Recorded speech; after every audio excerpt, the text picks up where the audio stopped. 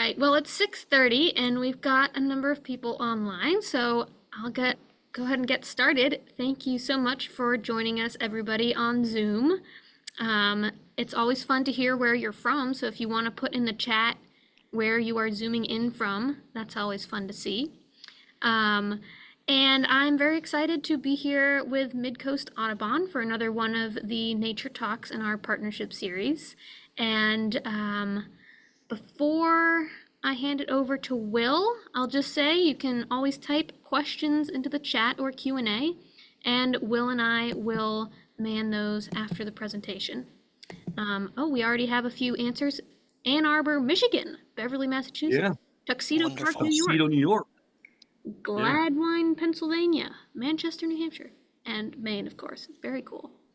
And thank you so much, Matthew, for being here. Very exciting. And now I'll hand it over to Will Broussard from Mid-Coast Audubon to tell us what's going on with them and introduce our speaker. Wonderful. Thank you, Julia.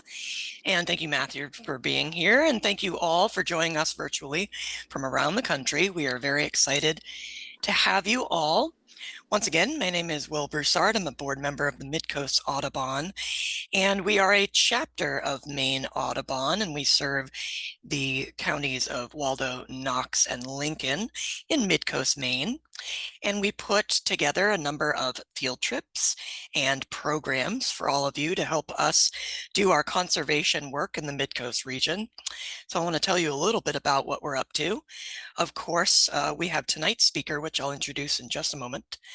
But coming up on November 2nd, that's a Saturday, I will be leading a field trip to Sabattis Pond. This is a very ducky location. You never know what's going to show up there, but you will see a lot of ducks, more ruddy ducks than you've ever seen in your life. So we're very excited to host that field trip in just a couple weeks. That'll be from 8 a.m. to 2 p.m. And coming up on November 17th, we have a field trip to Salt Bay Farm, and this is going to be in a series of Salt Bay Sundays. So that's Salt Bay Farm in Damariscotta, Maine, and that'll be from 7:30 to 10:30 a.m. And then coming up on Thursday, the 21st of November, we'll actually have our next program in the series, and this will be Chris Louie, one of my dear friends, speaking about his new book, The Science of Watching, the Art of Seeing, and the Power of Nature Absorption. So I will update all of you on the next slate of field trips and talks once we are at our next talk. So this evening, we are very excited to have author Matthew Young with us. He co-wrote the Stokes Guide to Finches of the United States and Canada with Lillian Stokes. And this book covers finch identification, language, behavior, eruptions, maps, foraging charts on all the finches, including some finches you probably didn't know were finches, the Hawaiian honeycreepers. So we're very excited to have Matthew Young with us, and take it away. Thank you. Yeah, thank you, Will. Thanks for having me tonight, everybody. And it's always an honor to talk to everybody about this exciting book. Bit of a dream come true to me to be, let me share let me share this. Hopefully everybody can see this. We're good, right? Everybody can see it? Yes, we can see it. Yep. Let's Perfect. go into one more page here. Yeah, always it's exciting. I love talking to people. Anybody has ever been around me knows that you get me on finches and I could speak for a while. I spoke to this group, I think a few years ago. When I launched the Finch Research Network, which I'm the founder and the board president, which has been very good. And we put out the Finch Forecast, which we just put out, I don't know, 2 weeks ago, 2.5 weeks ago. But tonight, I'm here to talk to you about Finches, United States and Canada, and this exciting book that Lillian and I just put in, covering basically, I mean, what Will mentioned there, but here's what we cover. We're going to cover the backstory here in the beginning. There's a main breeding finches, which have full species accounts. We kind of do shortened accounts for the vagrant finches and the finches of Hawaii. We also cover finch eruptions, feeding and attracting finches, research and conservation, and then how you can help. Um, yeah, it's we had this journey with finches, that's now been almost 30 years. The amazing backstory, again, it was very early pandemic. It was August of 2020. Lillian's backstory um, was that she got a call from the executive director of the Harris Center for Conservation Education in New Hampshire. And they said, hey, we got crossbills landing in the parking lot every day. And so Lillian raced down there, started to get to know the flock, went down there, took photographs of them, started to record the birds, and then started to kind of go, all right, is there somebody that can kind of give me an idea? Because she knew about the call type thing, but she didn't know like who to send them to. And as a lot of you out there might know, I mean, I've been kind of the one that has, I worked at the Lab of O for about 15 years, and the recordings in the Macaulay Library for red crossbills is by far the most common species for audio recordings. It's over 30,000 red crossbill recordings. So she looked it up online. She said, "Oh, I got to send it to this guy at Cornell." I actually had already went back to working in social work at the time, actually. But she sent it a good friend of mine at Cornell, another Matt Medler. And Matt Medler was like, oh, you want to send these to Matt Young. And so she sent them on to me. I started to identify these recordings. The relationship started there. She always, when she's, co-does this presentation with me at times, she says literally the crossbills recruited her. And she basically will say that her second spark bird was red crossbill. When she first got into birding and first started writing, these guides, this was her 36th guide with Don. Don, was her husband. Um, he's basically in a memory care facility right now, unfortunately. She saw a bald eagle, and that was her first spark bird. But again, this story kind of started with crossbills for me as well.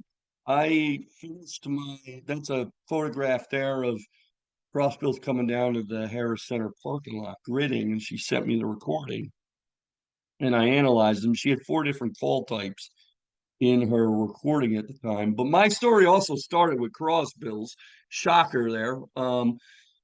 I finished my undergraduate degree in meteorology and hydrogeology, and I knew at the time um, that I wasn't necessarily going to go into hydrogeology. The main job at the time was in something called LUST, it was essentially leaky underground storage tanks.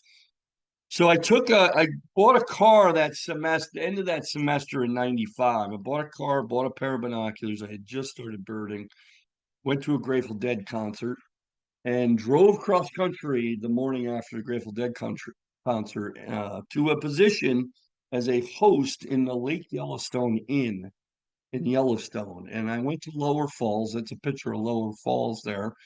And a flock of crossbills flew in and started feeding above me. Now, the power of birds is also something that Lillian and I both uh, feel strongly about. I was in social work for 13 years working with special needs kids. She was also a psychiatric nurse. You don't know it at the time that these seminal moments happen in life sometimes, but I never, the moment I looked up at these birds at Yellowstone at Lower Falls there, I just said, what a crazy adaptation. They were sitting there, they were in the trees, opening the scales of the cones and, you know, pulling out the seeds. And I show a video later in this presentation where they literally, the tongue kind of shucks the seed from the seed coat, and the seed coats were falling down on me. And again, my whole worldview just shifted at that moment. Now, I didn't know it at the time, but I've never really looked back from that moment with my love of birds. Um, And here I am now, wrote this book, Finch, United States and Canada with Lillian. And, I launched the Finch Research Network, which is a worldwide nonprofit where we, literally do finch research and conservation work and put out the finch forecast. So pandemic super flight, the 2020, when she had that flock of crossbills coming down, it was kind of the beginning of what a lot of us, it was an incredible super flight of finches that year. And what defines a super flight is all of the finches in the eastern United States came down out of Canada or came across the United States, and they went into a zone, the southern part of their eruptive wintering zone. There were red poles and evening grosbeaks that year. Were seen down in the evening grosbeaks were seen in Florida for the first time since the 1980s during that year. So it was kind of interesting. We were all dealing with our own pandemic, but the boreal finches also were dealing with a big time, food shortage, which drove them southward. But to get into main breeding finches here, I'm going to take, this is kind of the real bulk of this book. And we wrote this book so kind of there would be something there for everybody. I mean, finches are kind of unique in that we all kind of have a back room or a backyard variety of finches. Um, we also have these finches that are kind of unpredictable, and they come down every so often, and we don't see them sometimes for 5 or 6 years. So I'm going to cover the main breeding finches here. And the first one is the rosy finches, basically, western finches. And there's two different groups with rosy finches. A lot of times people probably don't realize this. There's kind of the cloudland rosy finches, which are mountaintop breeders. This is gray crown rosy finch we're looking at here. But there's also a subspecies called Gracia that actually breeds in Alaska in the Aleutians. That is, it's right at sea level. They're quite a bit bigger. They're called, we're kind of calling them the island finch. So there's like an island finch and a cloudlands finch. And those birds that actually, the subspecies Gracia is quite a bit bigger actually, and breeds like in these abandoned buildings as you see here on Adak Island in Alaska. Whereas the other ones breed at mountaintop. Two different groups, brown cheek group. That's the one that we're most likely to see wandering here eastward every so often. I don't know if there is a record in Maine of rosy finch. I thought there was. Tephrocotis is the subspecies that seems to be the one that we might get here in the east. And then there's this gray cheek group, which a lot of people know as the Hepburn's race. It's much more extensive gray on the face. Then there's the two other rosy finches, black rosy finch and black brown cap rosy finch, both by IUCN are listed as endangered because of climate change issues. Black rosy finch, just a gorgeous bird there at the top. Brown cap rosy finch, really almost the vast majority of the population breeds in Colorado. It's pretty range restricted. These are the two southern of the rosy finches. The gray crown obviously is much more extensive in range. There's a rosy finch working group, which Finch Research Network is part of, that has been organized since at least 2021.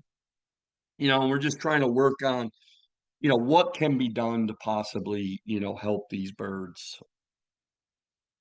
Purple finch, a lot of people don't realize the fact that I got a paper coming out. This is kind of new science.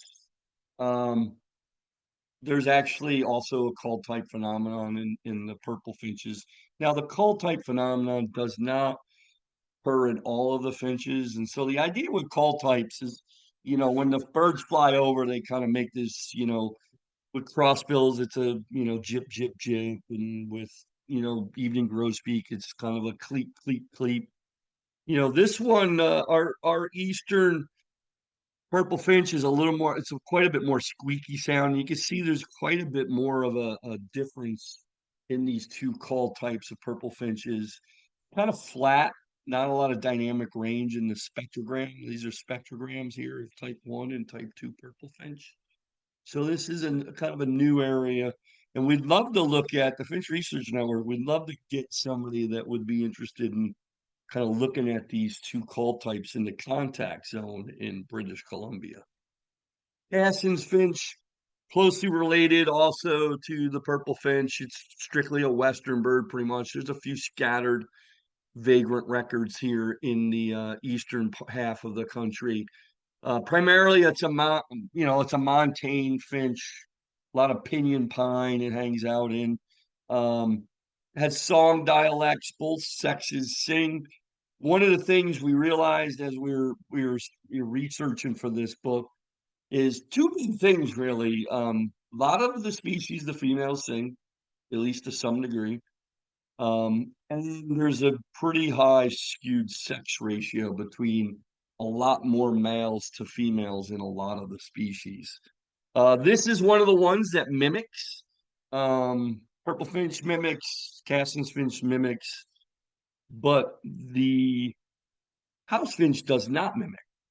So it's kind of interesting that, you have the three Morris finches, house finch, purple finch, Cassin's finch. Two of them are mimics, meaning they imitate other birds, but the house finch does not mimic. Now, one of the unique things about this book that I think is just fabulous, and when we were first, kind of in the beginning stages, we signed the contract in July of 2021. We said to ourselves, can we, because of finches being backyard, but also having this mystique of the boreal eruptive ones, can we do something a book that can kind of, be appealing and different, not just a dry, this is not a field guide. This is a field guide plus, plus, plus. We wanted to write something that was interesting and engaging to read. So Lillian wrote these quick takes, which are these creative essays as an introduction to the personality or the backstory of all of these birds. And they're really, really kind of interesting. Sometimes they're even whimsical. A lot of people don't know the real finer details of the backstory of the house finch, but basically, there was a sign in Long Island in a pet store in 1940s, early 1940s, called that had a sign with Hollywood finches on it. It was a marketing ploy by pet dealers to make imported finches glamorous. And the feds, one thing led to another. There was a flock kind of scene. People were starting to scratch their head. The feds kind of got wind of what was going on, and they were about to kind of bring this operation down, and the birds were released. And you'll have to buy the book to get the whole story, but it's a fascinating backstory on how this bird then basically just took over the ranges. It expanded throughout the east. The ranges between the eastern birds met with where they're native in the western part of the United States, and it's a pretty contiguous range now. So yeah, there's the map. Once released in the east, they would take over and become one of the most successful range expansions in U.S. ornithological history. So it's a fascinating, and there's quick takes for all 17 of the main breeding birds, and then there's one done at the beginning of the honeycreeper chapter, and also one done at the beginning of the vagrant chapter. So there's like 19 of these quick takes.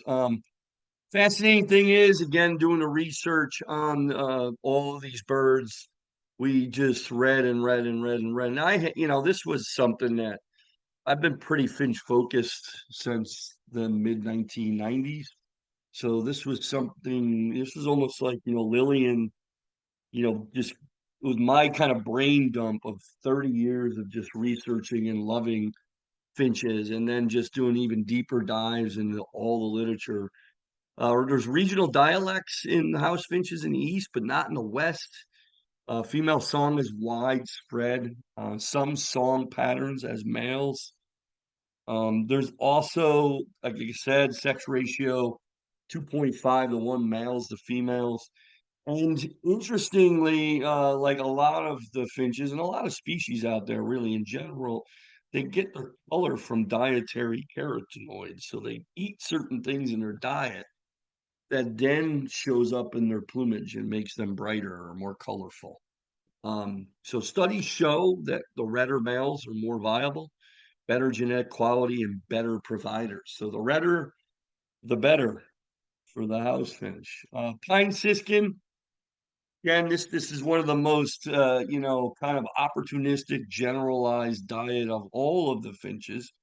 In the beginning of that super flight in 2020, Audubon magazine, as early as October of 2020, only what, a week away from where we are right now, 6 days actually. They ran an article saying that pine siskins had taken over the country. You can see here on the left, this is the eruption map for that year or that winter season, that eruptive season, and just an amazing number of, look at the highest densities of birds here throughout the South. There were birds on Bermuda. That's not a mistake. There's a purple dot there in the eBird map over Bermuda. There were flocks as far south as the Everglades. There were also numerous months of migration of pine siskins that fall. And finches, primarily known as diurnal migrants. So just unbelievable. And this is captured. Talk about this in the book, in these accounts. ID yellow varies quite a bit in pine siskin. There's more yellow on adult and immature males. There's this rare green morph that you see in the upper right there. 1% of them. It's a little bit of a, you should have called it a yellow morph, but I guess yellow morph would have been confusing with the wing bars. But you can kind of see there's heavier streaking and a much more yellow, and the undertail coverts are yellow on the green morph pine siskin. Lesser goldfinch, a tale of two cities. The interesting thing is, are they subspecies, color morphs, or potentially even species? So there was a study by Willoughby in 2007. Clinally varied equals color morphs, but then Sean Cozart went through all the eBird records and basically was, there's pretty much just dark backs in Texas and southward. There's not really many dark backs in the rest of the range for this particular bird. Lesser goldfinch and purple finch and Cassin's finch are probably three of the most least studied of the finches, actually. So there's definitely lots of frontiers in finches that still needs to be studied.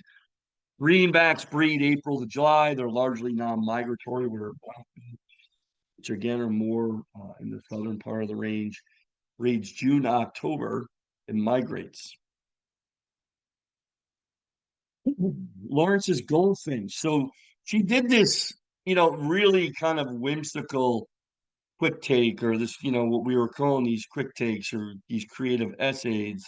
And this was before, the whole, bird name change thing for the upon this bird name changes.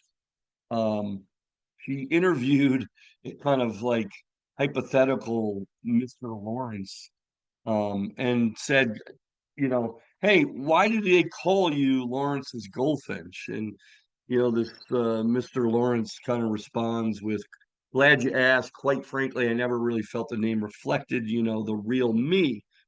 The fascinating thing is, there's two species of finches that the name changes will impact.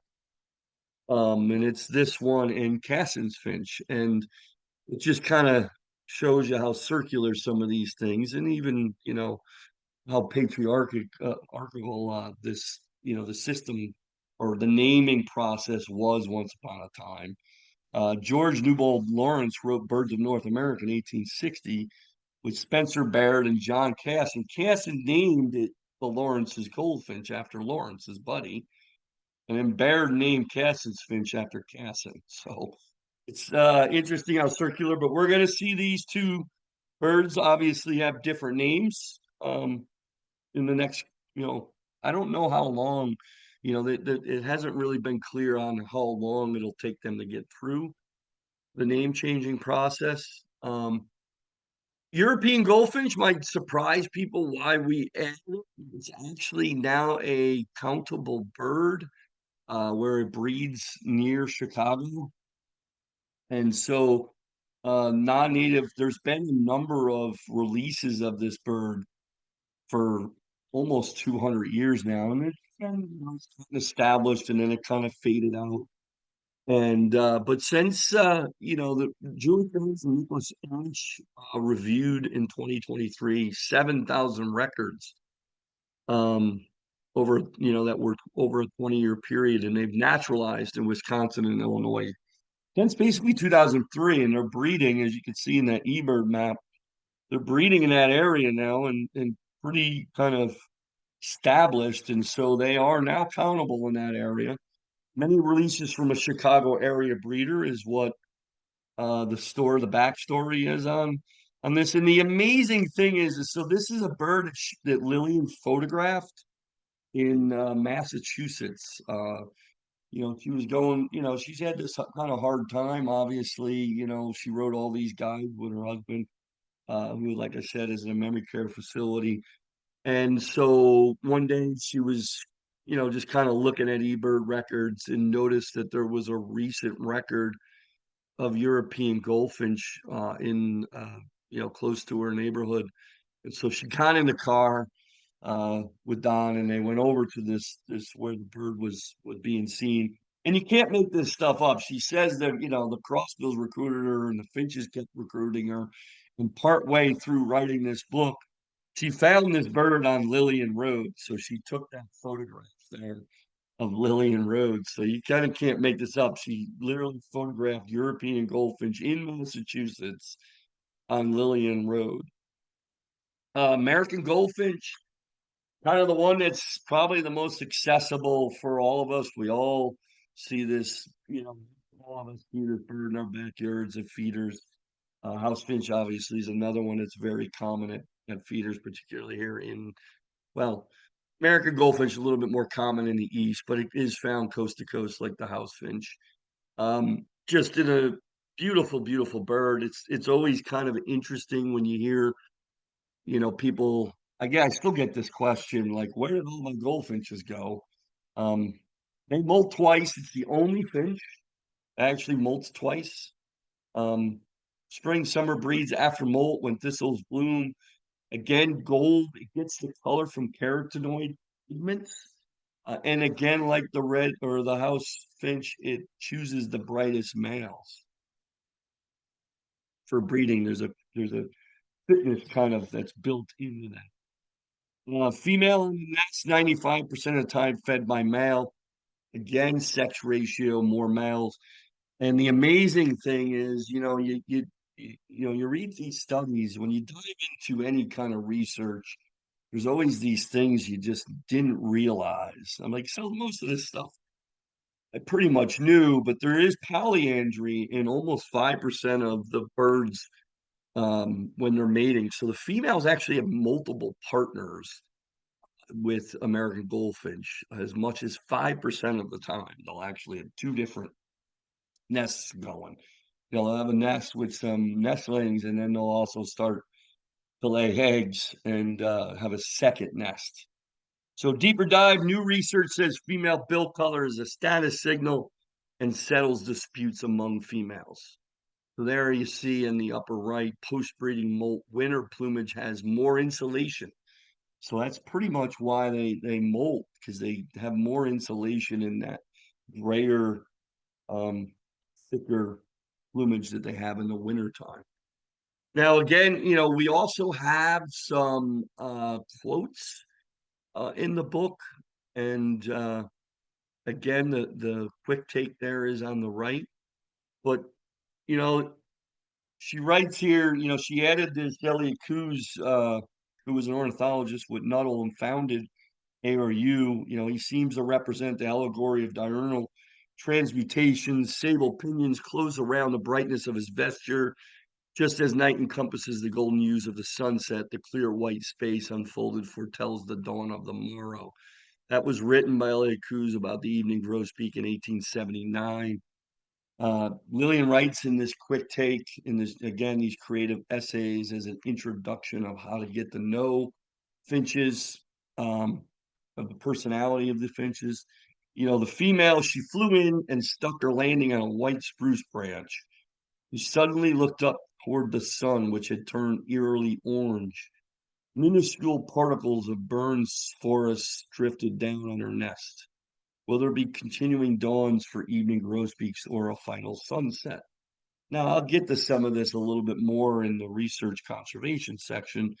This is a bird, a species that the Finch Research Network, myself, I'm a co-lead on the international working group, and we're trying to figure out why this bird has declined 92%.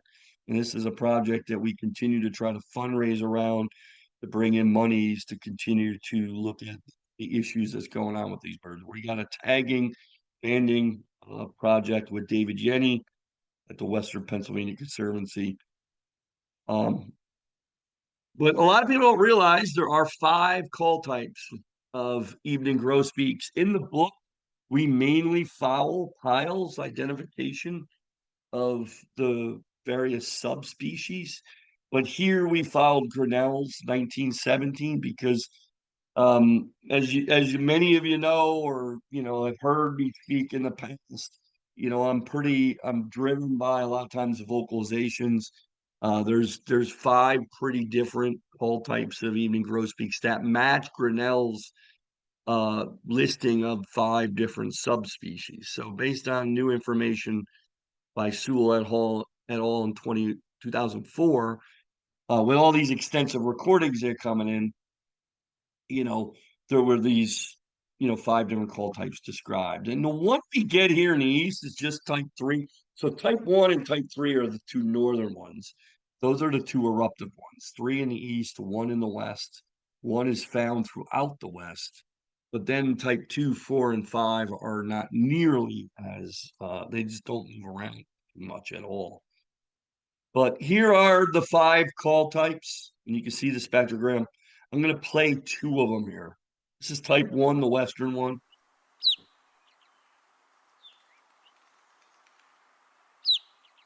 Pretty thin, kind of, pure tone whistle.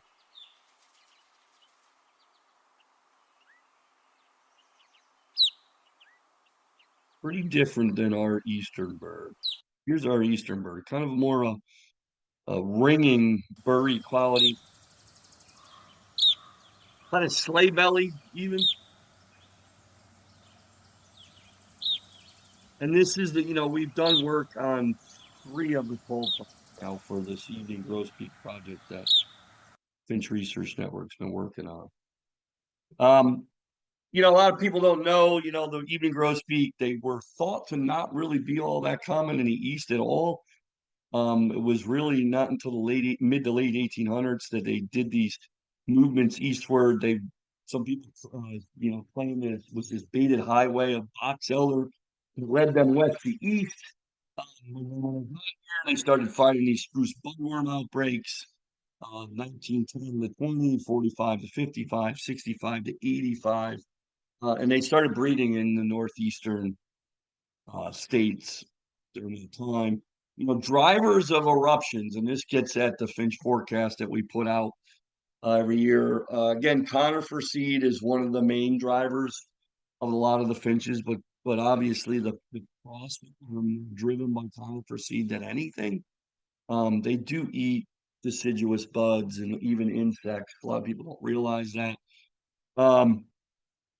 But it's also deciduous seed that is a driver of some of these finches, particularly like red poles will follow alder and birch crops. Evening grosbeaks love box elder, as I just mentioned. Purple or pine grosbeak really is the one that's driven by fruit crops. It's a picture of American mountain ash there. There was the super flight, as I already mentioned. It was an epic one for the record books. All 8 eruptive finches moved out of the boreal. It was largely caused by a generational cone crop and spruce. There was also this spruce budworm outbreak that's still continuing. in Quebec and Ontario. And then also there's natural cycles. So a lot of the finches do seem to move in bigger pulses every other year, probably tied in with natural cycles and food as well. We don't do a forecast for the West, and we do talk about some of this in the book, because basically it's the topography is much harder to predict finch movements in the West, where they tend to be more altitudinal anyway. Winter finch forecast was started by Ron Pittaway in 1999, focused on eastern North America, western northwestern Ontario, west and northwest Ontario, upper Midwest. Now it's done to Tyler War, and obviously, Tyler is a Finch Research Network board member. We've been putting this out now the last 5 years. Matthew, Pine can grosbeak. I interrupt a moment and just someone has a question that I think is probably very relevant at the moment and is asking, what is an eruption? Oh, great, great. So an eruption of finches, um, it's basically an irregular migration based on food availability. So, a lot of times eruptions are described around finches or owls. Um, with finches, when you have high food availability, you have high reproductive success. Often, when you have high food availability, because of the natural cycles in food crops, usually a good year in food is followed by a bust year in food. So if you have a good year in food or a high amount of food that's led to high reproductive success, which then leads to higher population numbers of a particular species, you then get, if the next year is a bad food crop that can't support that high population number, a portion of those birds need to then move out of their particular home range. And in this case, I'm talking about finches, a lot of them are in the boreal. So those birds come down. When we do the finch forecast, we have literally anywhere from 65 to 100 people across the northern tier states and from coast to coast in Canada that send us information on what their assessment is on the food crops in the north.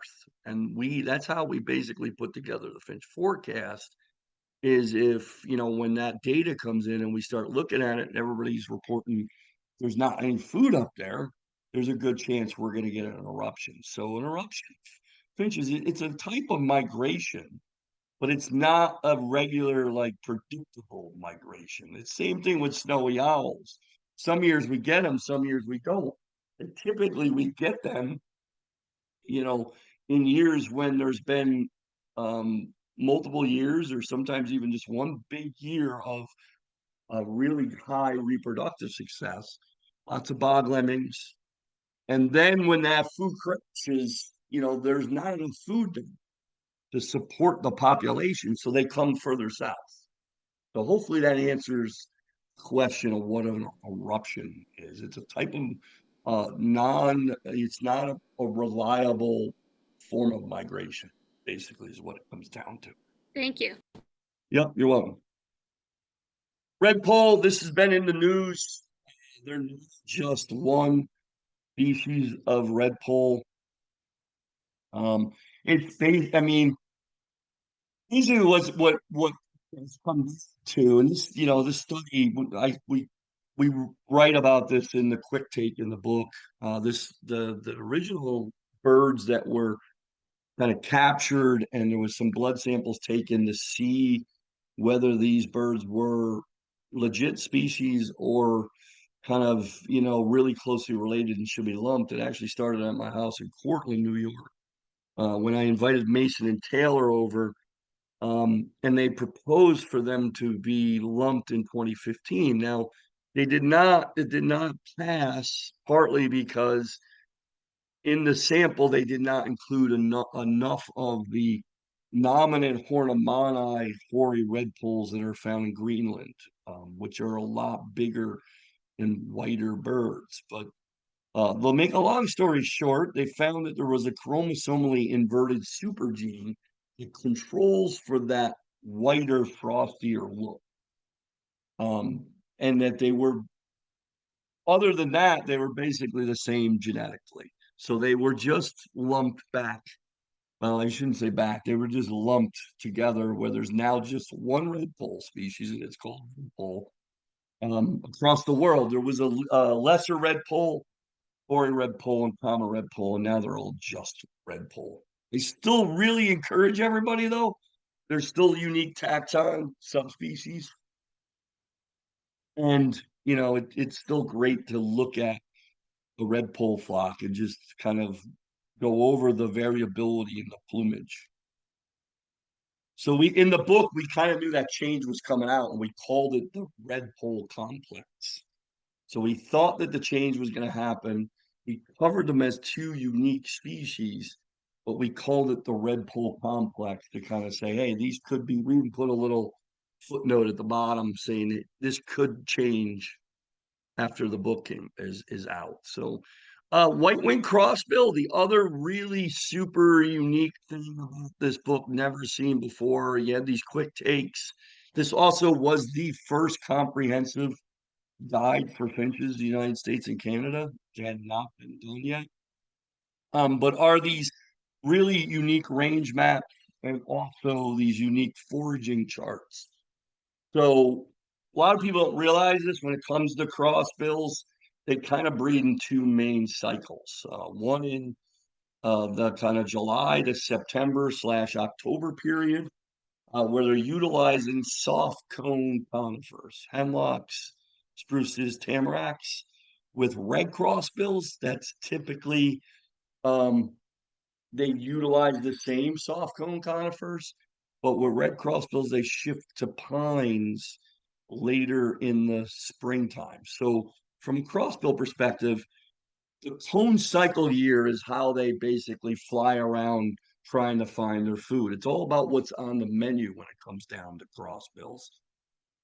And that cone cycle year starts about July 1 when newly forming food crops are forming, and then they're ripening. With white-winged crossbill, they actually switch later in the year, this cone cycle year, which is late winter, early spring, to black spruce. Black spruce is a semi-serotinous species, meaning that they have like a gel around the scales of the cone, and that the seeds don't become as accessible, aren't really accessible to white-winged crossbills until that time of the year when temperatures are rising and warming temperatures start to kind of open those scales up. Same thing with pines for the red crossbill. So red crossbill complex, we called it. We included Cassia crossbill in that, but we also treated Cassia crossbill as its own unique species as well. Let me just play this video here by Tom Johnson of the red crossbill foraging.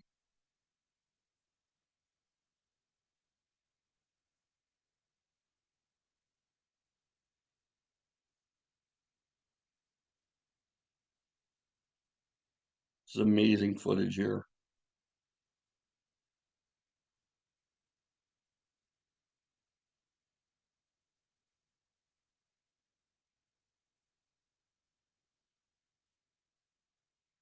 Basically shucks the seed there from that seed coat. That was what I experienced at Yellowstone that kind of shifted my whole life. So with the red crossbill complex, there's really three life. One of the things that one of the main researchers, Dr. Craig Bankman, has come up with this key conifer concept that each of the crossbill call types, again, when I say call types, when they fly over, they make a jip, jip, jip, or kip, kip, kip. And there's small differences in bill sizes in crossbills in these call types. And with each one of them, with the call type, when they're flying over and these slight differences in bill sizes, comes an implied ecological specialization. for foraging on different types of conifers in different areas of the country in North America. Um, I would propose that there's like three life strategies for the call types. Some are super specialized, like type 9, which is now known as Ash or crossbill. It's a full species. But there's also nomadic uh, conifer switching call types, like type 2. And you can see in the type 2 chart in the upper left there, the bird literally is used upwards of 1, 2, 3, 4, 5, 6, 7, 8, 9, 10, 11, 12, 13, 14, 15, 16, 17, 18 to 20 species for breeding. So it's, it would be almost more aptly named the eclectic crossbill than the ponderosa pine crossbill. Cassia crossbill lower left largely just feeds on a local variant of lodgepole pine in Cassia County, Idaho. And it's an area, it sounds different. It's an area that has an absence of tree squirrels. And so if you take tree squirrels out of the equation, basically crossbills drive clone evolution. If you put tree squirrels in the equation, tree squirrels drive clone evolution. So it's highly specialized for that particular variant of lodgepole pine. And they were found to be mating 99% of the time with the light call type. So caches were breeding with caches, even though type 2s and 5s regularly move in and out of that area. And then here in the east, we just described, Finch Research Network just described type 12, which is our northeastern birds, the one that's most common in Maine. It's a conifer. It's a highly generalized red crossbill call type. It doesn't make a lot of sense to me and to many of us for crossbill call types to be highly specialized in the Northeast, in an area where you have high diversity of conifers, but a low density of conifers. So here's that story about cash or crossbill. Very highly select area in Idaho. Over the last 4 years, 3, 4 years now, 40% of that area burned. There was a fire, and they now show up in Idaho, or Wyoming, Colorado, and they've showed up in California, and they're actually breeding in Colorado. So I think this is an evolving story. It would not surprise me if they get lumped back at some point, but that remains to be seen. Here's kind of those maps, and here's some of the sounds.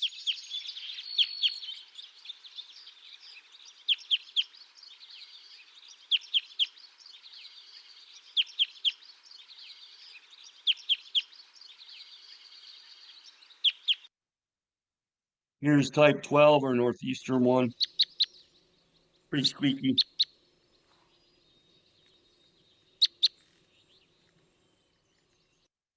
And then type 4, quite different. We had the largest eruption of type 4, which is mainly a western bird, like type 2 that I just showed and played for you. Both of those flew across the country, not this past summer, but the summer of 2023. They erupted eastward in the biggest numbers I've ever seen by far in the Northeast for type 4. It was type 2, 4, and 12 breeding in that amazing white pine crop that formed last year. This one's pretty different sounding too. Pine ears.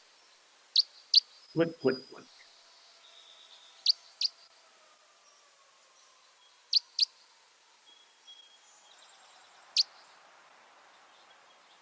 Well, I understand that I've listened to far too many crossbills for most any normal, healthy human being at this point. But yeah, they sound different to my ears. Vagrant finches are another big section of the book that we wanted to cover. There's 9 vagrant finches. It's basically kind of comes down to, and Lillian wrote a quick take for the vagrant finch section. Wrong bird, wrong place at the wrong time. That has the potential to send some birders into mega rarity delirium, is what Lillian wrote in the book. They kind of have this code based on rarity. ABA has a code. So status of vagrants, code 3 are rare, code 4 are casual, code 4 are basically code 5 is basically that mega rarity. There's common rosefinch, code 4. Brambling, code 3. It actually is a regular migrant to the Aleutians. It actually is nested in Attu, actually in Alaska. Then you have the amazing hawfinch. Looks like our evening grosbeak in a way. Has the same genus, Cocothrastus. It's a 4, a code 4. The amazing thing is she was able to kind of look through the records. There was a container ship that a brambling, a hawfinch, and a rustic bunny basically followed from China or landed on the ship and basically rode that ship from China to Santa Barbara, California.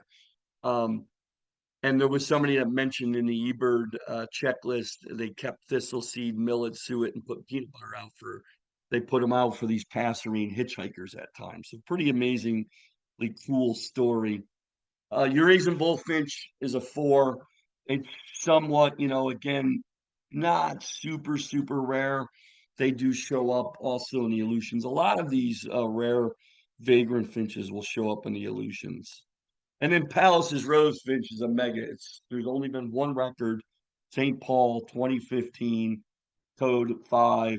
Again, photographed by Johnson. Uh, Unfortunately, Tom is no longer with us today, but he was an amazing field ornithologist, photographer, recordist. One of the big things that we like to, that's really near and dear to our hearts, is the mental health benefits of bird watching. And finches are one of the most common cohort of birds that you get at feeders.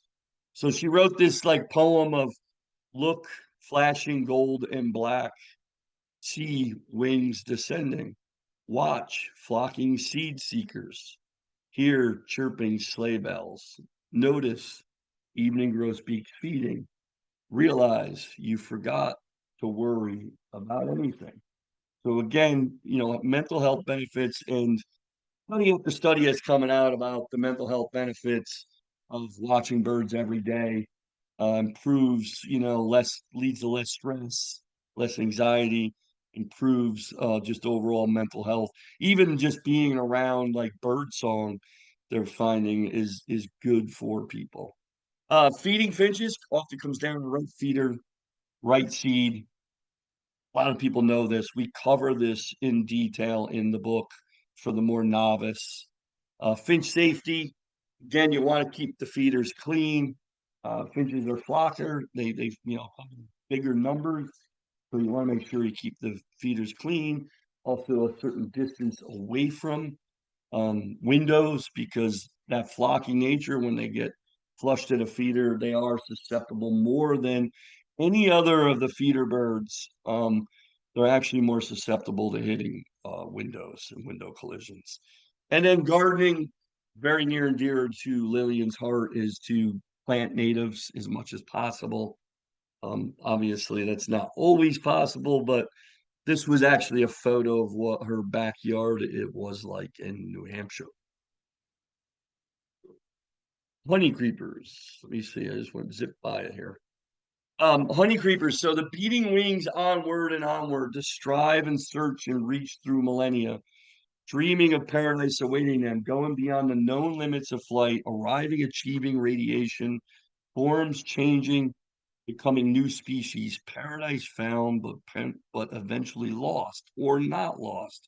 So the backstory on the honeycreepers is genetic work from many years ago now, over a decade, I think it was, has led to the honeycreepers being lumped with the Fringillidae finches. And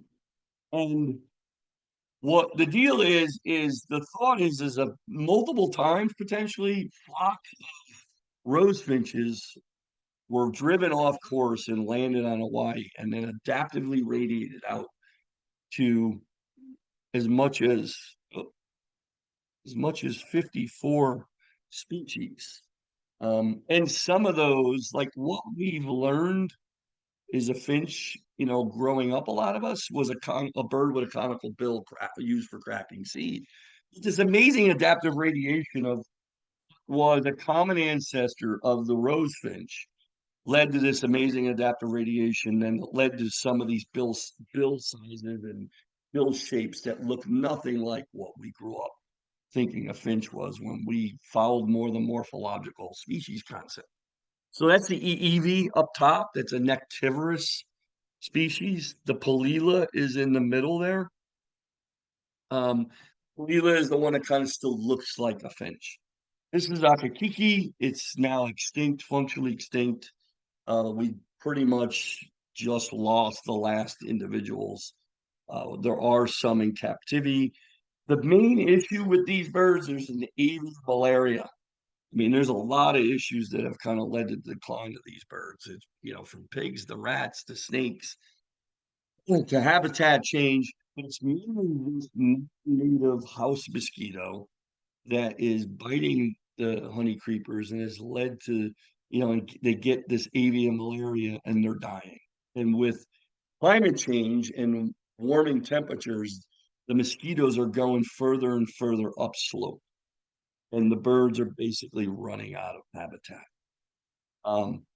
Palila, as I just mentioned, the Mamani seed specialist. It's the one that looks the most like a finch. It's related to bullfinches in Europe and pine grosbeak here. The Koe, also very range restricted, critically endangered, declining small population, restricted breeding area. Also, malaria is really, really kind of hitting the populations. EEV, it's listed as vulnerable. It's doing better than a lot of the other honey creepers in Hawaii. Nectar's on the Ohia and the Mamani. It's very culturally important to the natives there. And then the Akiapola owl, which is just an amazing bird. It has those bills actually kind of form or kind of function independently, but in unison. So the lower bill is like a woodpecker. It taps on the tree looking for the larvae. And then once it finds the larvae and taps through the bark, the upper bill then kind of comes in and scoops out the larvae. Pretty, again, amazing adaptation. The Hawaii amakihi is the only one that is resistant to the avian malaria, so it's doing okay.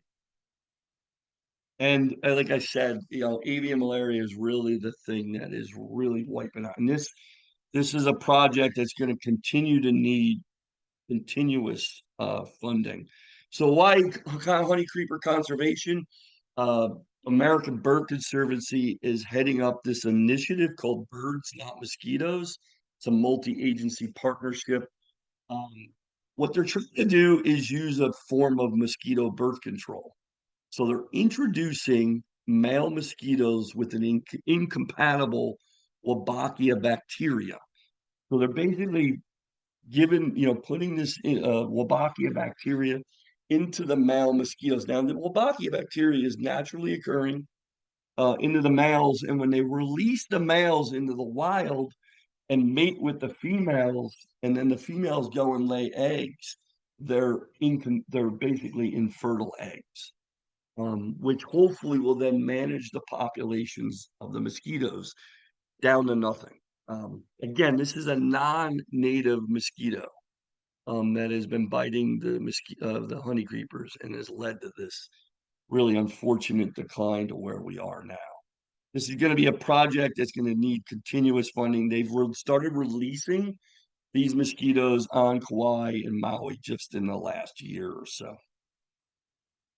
And then research and conservation, even grosbeak, road to recovery, 92% decline. I already talked about this. That's my colleague there that I work with, David Yenny, on this project with co-leads. We cover this in the book on a whole section on research and conservation. We're putting satellite tags and nano tags on birds to try to get where they're moving around to, full annual for the full annual cycle, from the wintering grounds to the breeding. We've now banded birds and tagged birds in Pennsylvania, New York, Maine, Minnesota, and also Utah. What has caused the declines? Again, we're continuing to look at this. Obviously, they're susceptible to collisions with windows and backyard feeder areas. also with cars. They're a bird that also cycles with spruce budworm outbreaks, which is again a naturally occurring insect in the boreal forest. And a lot of species opportunistically breed more successfully when there are these spruce budworm outbreaks. A lot of us know the spruce budworm warblers like Cape May and Paybreast in Tennessee. Evening grosbeak is also a budworm specialist. So that is certainly part of the dynamics. And that's a picture of the working group. Some of you might know Bill Sheehan. He's on the far right there. Um, and then overall research and conservation topics for the Fringillidae finches that we cover in the book. You know, vocalizations are super important with this particular group of birds. Why is there a sex ratio of more males in a lot of the species? Also song and female mimicry in a lot of them, but not all of them. Drives the eruptions. We're continuing to look at what drives the eruptions at a finer scale, and then how you can help. Continue. When I launched the Finch Research Network with a board of directors from across mostly North America, but we also have a board member in Germany. A lot of people just taking recordings of finches, particularly crossbills and grosbeaks, purple finches, and then uploading them to Macaulay and Zeno Canto, support conservation and research organizations. We also have an iNaturalist, a couple different iNaturalist projects. You can become a finch forecaster. I'll be, Ryan will be at Acadia Birding Festival next June. In fact, me and Seth Benz will be doing a finch forecaster kind of field workshop on how to become a finch forecaster, how to assess food crops in parts of Acadia. We also have an evening grosbeak foraging project. And I always say, if you keep finches safe, or wellness for finches is wellness for you. And that's a picture of Bill, the feeder cam we had going on in Maine for a couple of years. I'd like to thank again just amazing photographers that we used in this presentation, but also in the book. I'd like to say, that the book is quite visually appealing, and I hope anybody that's gotten it is surely enjoying it. But that's all I have for tonight, and I'll take a few questions. I think I ran about 55 Yeah, minutes, 50 minutes, so wonderful. not too bad. Thank you, Matthew. This was great. Mhm. So we Yeah. do have some questions, and you actually just alluded to one. So can you talk a little bit about why the sex ratio is skewed in the males in those species? Let me just stop the share and then I can we don't know. We Yeah. honestly don't really know. It's an area that is need of research. We do think it probably has to do with some very significant behavioral differences between the duties of the life cycle of the females versus the males. It might be at a time when they're more susceptible to predation, when they're on the nest and they do most of the parental care, that might be playing into the dynamic. But we don't think it's quite that simple. Um, it might also be something on, foraging in the winter flocks, that maybe they are a lot of these species, the males will kind of outcompete them for foraging when they're in these big social flocks in the winter time. So maybe that also plays a dynamic. It might be an additive thing. It's hard. One of the species that's most skewed is the rosy finches, Hmm. it seems. And it's very hard to study some of these finches. Like, love to see an assortative mating study, like our hoary redpolls mating with hoary redpolls and common redpolls mating with common redpolls in areas of contact in the Arctic. There's overlap of the two, what we used to call species. But you talk to people anecdotally, and they say, anybody that spent time up there, that they do know each other and that they tend to, they think, mate with the, correct subspecies. It's not easy. It takes a lot of money and a lot of endurance to do these kinds of studies in very hard to reach or not the easiest field conditions in the Arctic or on the top of a 13,000-foot mountain in the Rockies. It's not easy to get this information. So it's an ongoing thing. I think we're going to continue to need to be looking at. So. Great. Thank you so much. We have another question. Do we know why that one species of Hawaiian honeycreeper is resistant to avian malaria? We don't really know. They haven't really been able to. They are working on this, trying to figure out what is isolated in the genetics of that particular species. Can that then be kind of, introduced into the others as to form some kind of resistance?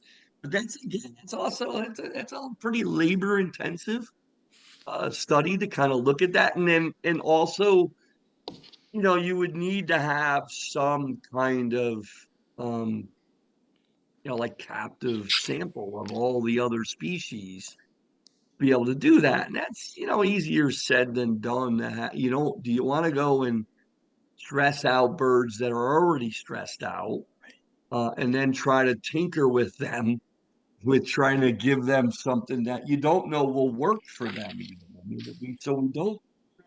Kihi carries the malaria. They have it. They're infected with it. It just doesn't seem to be lethal Hmm. in Amakihis compared to the others. I think it's Apapanis too that they think that there's some level of resistance, but not like in Amakihis. Hmm. The other ones, though, it's one single bite can take them up an individual out.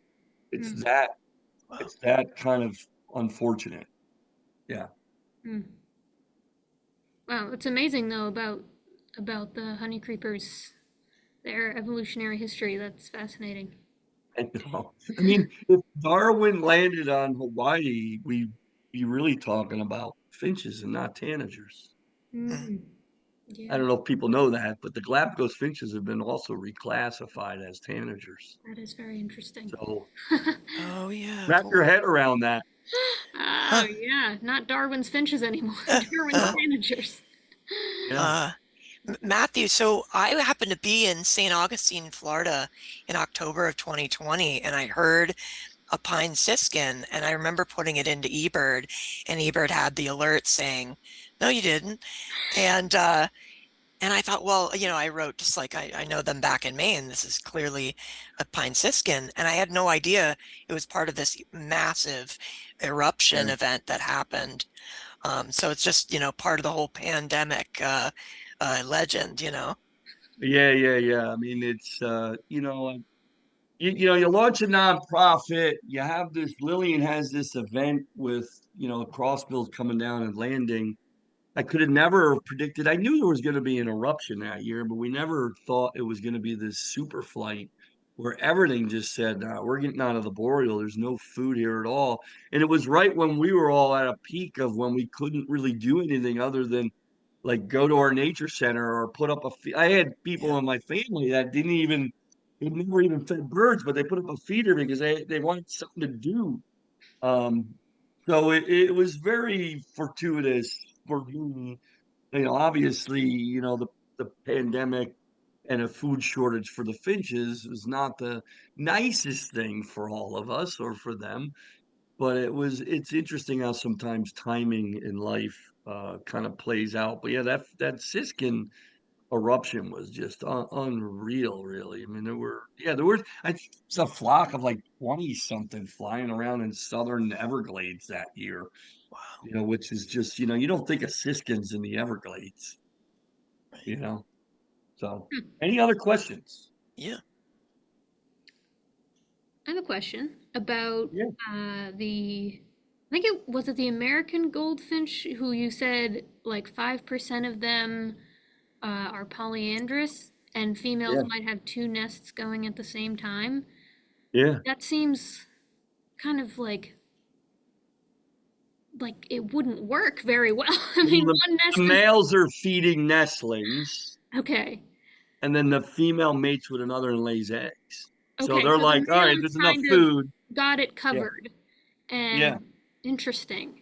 So yeah, they seem, I guess they're, you know, they're convinced that their young are going to be cared for enough, yeah, and then there's a chance to get some yeah. more.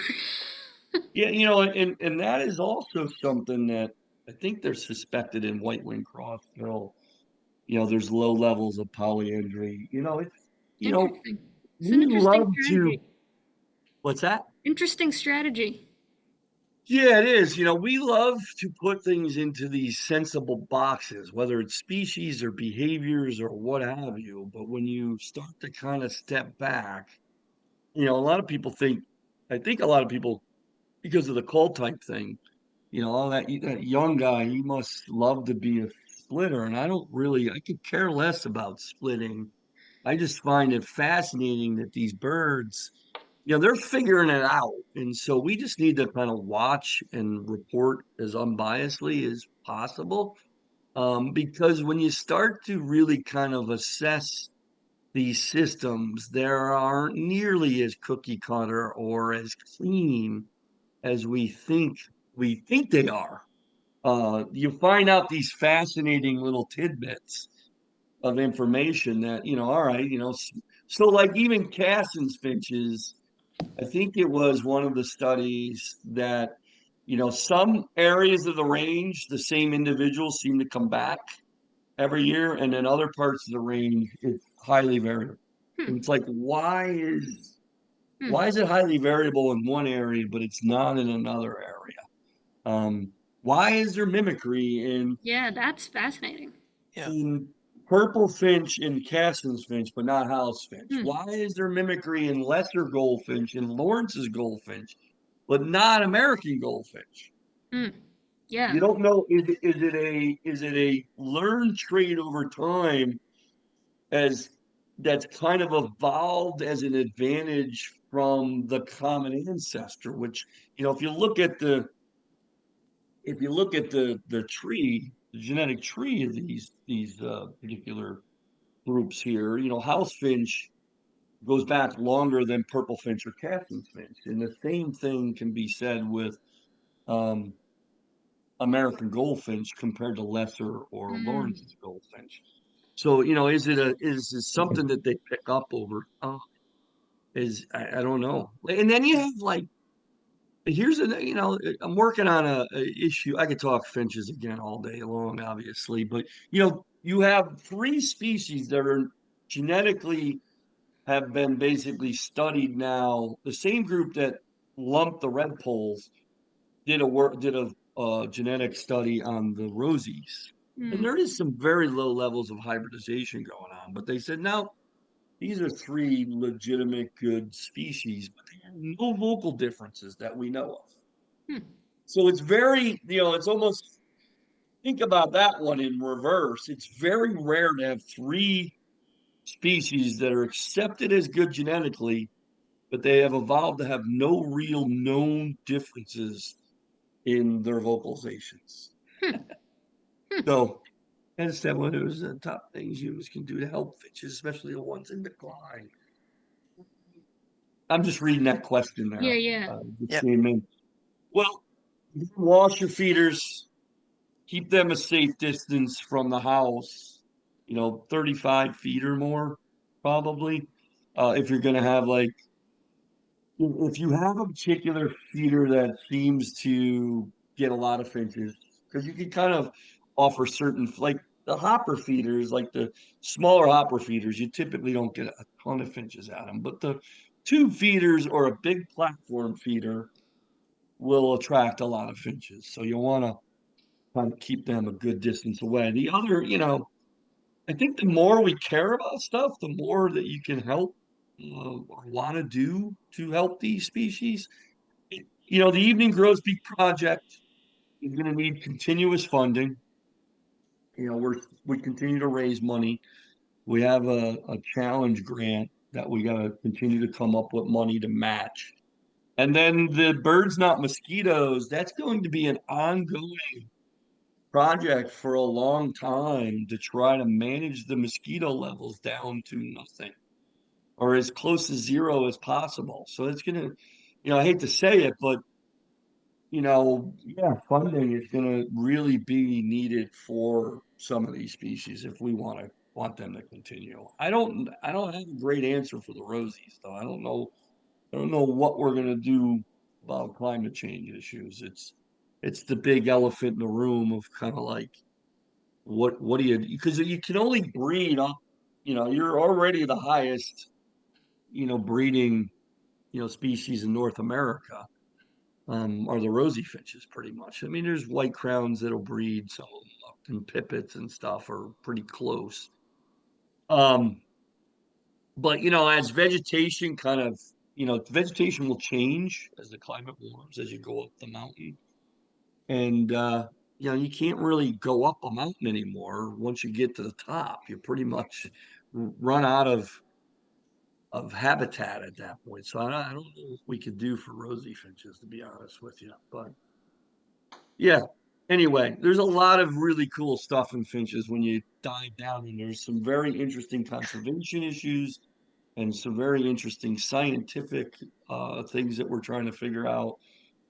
But then there's, like I said, everybody has kind of these garden variety finches that everybody super, super, knows and they're common. And then you have these other ones like red bulls that you might see, one year and then not see them again at your feeder for 5 years, which is kind of cool.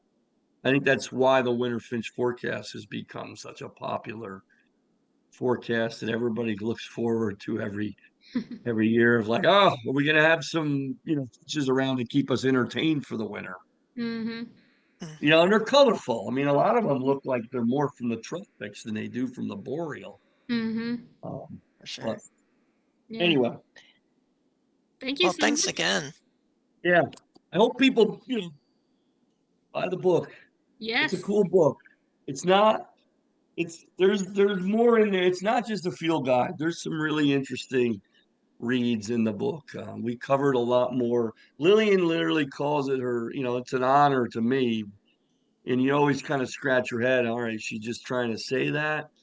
But she says it's her best book she ever did because it's everything that the Stokes did collectively throughout their career of doing 35 books. But it's the first book that incorporated all the pieces that she did in the book. They did the behavior guides way back. Mm-hmm. And then they did some other, kind of feeder kind of oriented stuff. And then they did, the field guide.